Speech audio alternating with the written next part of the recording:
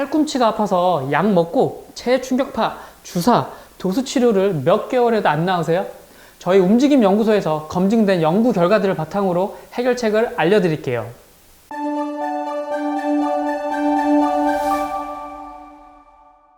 안녕하세요. 움직임연구소의 김박입니다.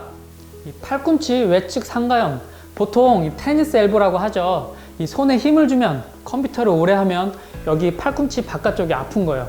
이 제대로 치료 못하고 아픈 기간만 길어지면 이 나중에는 컴퓨터 업무 볼 때 양치할 때도 엄청 아파서 일상생활 자체가 힘들어지는데요.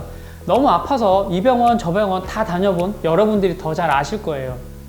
의사, 한의사, 물리치료사, 트레이너들이 운영하는 채널들에서 이 팔꿈치 통증 운동으로 유튜브 검색해 보시면 거의 대부분 팔꿈치에 대한 치료와 운동들을 소개해 줍니다. 팔꿈치 운동도 하고 한의원이든 정형외과에서든 팔꿈치만 집중적으로 치료해도 2주에서 4주 안에 좋아지는 느낌이 안 든다면 그땐 무조건 어깨 강화와 어깨 체형 교정 운동을 해야 합니다. 저한테도 이런 환자분이 계신데요. 2020년 7월부터 치료받으시는 이 컴퓨터 그래픽을 하는 30대 후반의 남성입니다. 이 헬스를 좋아해서 10년 전부터 꾸준히 운동을 하고 있고요. 그래서 덩치도 정말 좋아요. 그런데 이 10개월 전부터 오른쪽 팔꿈치가 아프더니 그 좋아하는 역기를 못 든대요. 이제는 푸시업도 한 개를 못 하겠다고 하면서 제 번호를 수소문해서 저한테 전화를 해주셨어요. 한의원, 정형외과 다 다녀보고 소염 진통제도, 침도, 체해 충격파도, 도수치료도 5개월 이상 꾸준히 받았는데도 점점 나빠져서 이 차 타고 1시간 이상 넘는 저희 병원까지 찾아오셨습니다. 그래서 지금 보이시는 연구 결과를 바탕으로 평가하고 물리치료적 진단을 해보니까 아픈 오른쪽에 어깨 관절이 좋지 않더라고요.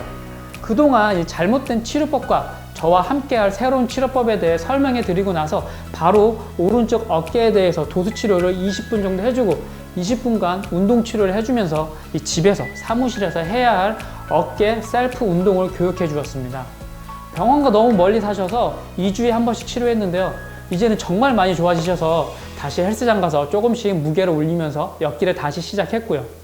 물론 예전과는 다르게 사무실에서도 틈틈이 어깨랑 팔꿈치 스트레칭 하시고 무엇보다 헬스장 가서 꼭 10분에서 20분 정도 어깨와 팔꿈치를 위한 맨몸 운동을 반드시 하고 계시죠.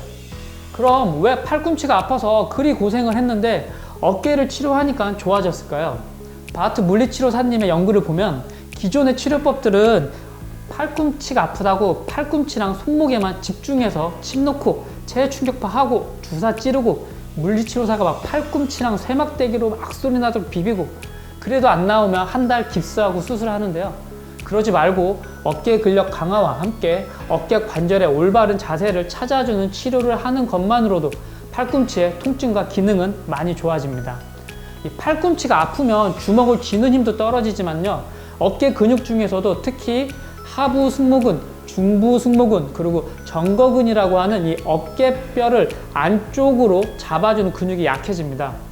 연구 결과를 보면 어깨 관절의 근력이 팔꿈치가 안 아픈 사람보다 팔꿈치가 아프신 분들은 약 25%에서 35% 정도 더 약해져요. 특히 이 팔꿈치가 아픈 분들은 어깨를 위쪽으로 앞쪽으로 돌리는 힘은 안 아픈 사람들과 근력 차이가 거의 안 나는데요. 어깨를 옆으로 들 때나 뒤로 돌릴 때 힘이 더 약해집니다. 이렇게 어깨 관절이 약해지면 팔꿈치와 손목, 손가락으로 반복되는 손 동작이나 무거운 거를 들 때 어깨 관절이 힘을 제대로 못 써서 팔꿈치에 더 많은 스트레스를 주는 잘못된 팔 움직임 패턴을 만들기 때문에 팔꿈치가 계속 망가져서 이 망가진 팔꿈치만 치료해서는 안 되는 거죠. 이건 밑 빠진 독에 물 붓기를 하는 겁니다. 어깨가 안 좋아서 팔꿈치를 더 힘들게 하면 팔꿈치만 치료해서 좋게 하고 다시 팔 쓰면 다시 어깨가 불안정하니까 팔꿈치에 스트레스를 많이 생기게 해서 또 팔꿈치가 아프고 그래서 팔꿈치만 치료해도 안 낫는 거죠. 근원적인 원인인 이 어깨를 한 번도 관심을 안 가졌기 때문이에요. 여러분, 이 발목, 무릎, 고관절에 안 좋은 사람들은 하나같이 엉덩이 근육들이 약한 거 아시나요? 저희 움직임연구소에서도 이런 문제로 엉덩이 강화 운동을 알려드렸는데요. 실제로 엉덩이 근육만 제대로 강화시키면 발목, 무릎과 같은 하지 관절의 통증과 기능이 많이 좋아진다는 연구들은 이제 거의 정설로 통합니다. 마찬가지로 어깨 근육, 그 중에서도 하부 승모근, 이 근육만 제대로 강하게 만들면 팔꿈치 통증, 악력, 팔의 기능이 많이 좋아진다니까요. 그런데요, 이 영상을 준비하기 위해 유튜브에 비슷한 내용이 있는지 조사해 보니까 한 2개 정도 영상에서 팔꿈치가 아플 때 어깨 관절을 치료하라고 말씀하시더라고요. 맞는 얘기긴 한데요. 하나는 이 슬리퍼 스트레칭이라고 어깨 회전 움직임을 크게 해주는 스트레칭, 다른 하나는 이 폼롤러로 어깨를 막 비비는 건데요. 제가 아까 말씀드린 제 환자분 치료해드린다고 엄청 관련된 논문들을 뒤졌거든요. 근데 지금 말씀드리는 어깨 근력 강화 운동에 대한 논문들만 있더라고요. 그리고 이렇게 스트레칭하고 아픈 데를 비빈다고 어깨 근육이 재생될 수는 있지만 더 강해지진 않아요. 어깨 근육이 강해지지 못하면 결국 또 팔꿈치가 아픈 겁니다. 팔을, 이 손을 쓰면 쓸수록 어깨가 딱 제자리를 잡아서 팔꿈치한테 스트레스를 더 주는 나쁜 팔 움직임 패턴을 해결할 수 없으니까요. 이 팔꿈치를 위해 어깨 재활 운동을 할 때는 하부 승모근에 약 25%에서 30% 정도의 근육 자극이 생겨야 하는데요.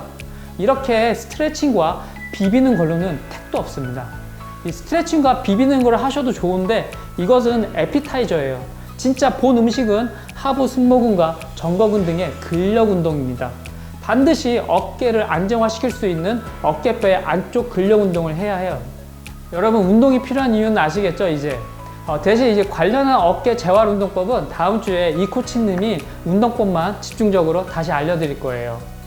그리고요, 이 대희 교수님에 따르면 어깨 근육 강화 운동과 함께 기존의 팔꿈치에 대한 운동과 치료법들을 병행했을 때 이 팔꿈치만을 집중적으로 치료할 때보다 더 효과적인 치료 결과를 가지고 옵니다.